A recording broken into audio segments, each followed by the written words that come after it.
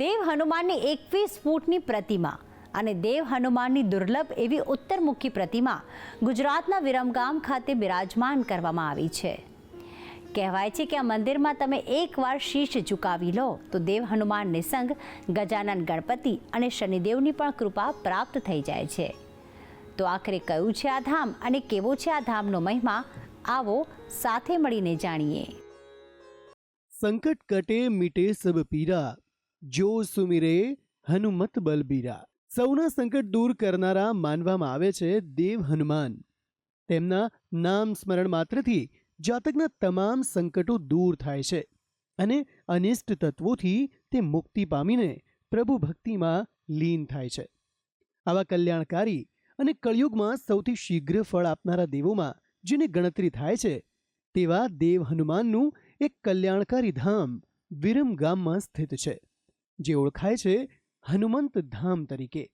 અમદાવાદથી થોડા કિલોમીટર જ દૂર દેવ હનુમાનનું આ ધામ વિરમગામ હાઈવે પર જ આવેલું છે, જ્યાં આપને દર્શન થાય છે કલ્યાણકારી દેવ હનુમાનના। મંદિરમાં પ્રવેશતા જ એક વિશાળ પ્રતિમાના દર્શન ભક્તોને મંદિર પરિસરમાં થાય છે। દેવ હનુમાનની 21 ફૂટ ઊંચી આ વિશાળ પ્રતિમા ભક્તોને આકર્ષનારી ભાસિત થાય છે। દેવ હનુમાનની આ પ્રતિમાના દર્શન કર્યા પછી ભક્તો મંદિરના મુખ્ય ગર્ભગૃહમાં પ્રવેશે છે।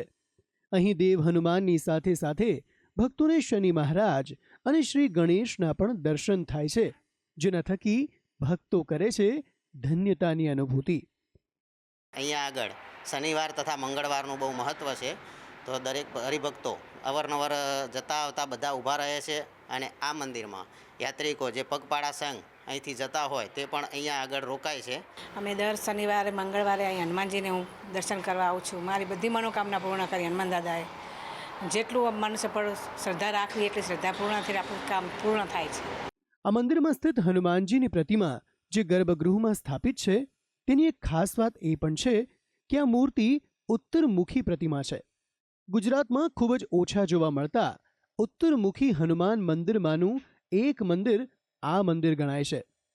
આ મંદિરમાં શનિદેવની પ્રતિમાએ પણ તેલ ચઢાવવાનો મહિમા છે।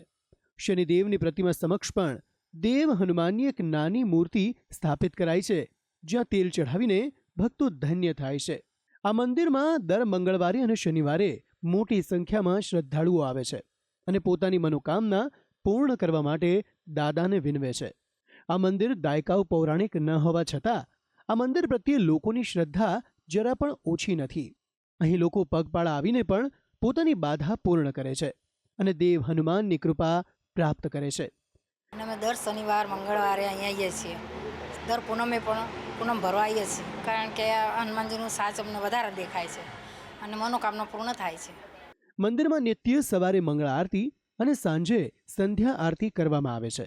સવારે દાદાને રાજભોગ અને બપોરે અને સાંજે નિત્ય થાળ ધરાવવામાં આવે છે અને નિત્ય થતી આ બંને આરતીમાં પણ આસપાસના ગામના અને અહીંના સ્થાનિક લોકો અચૂક પધારે છે અને દાદાની કૃપા પ્રાપ્ત કરે છે।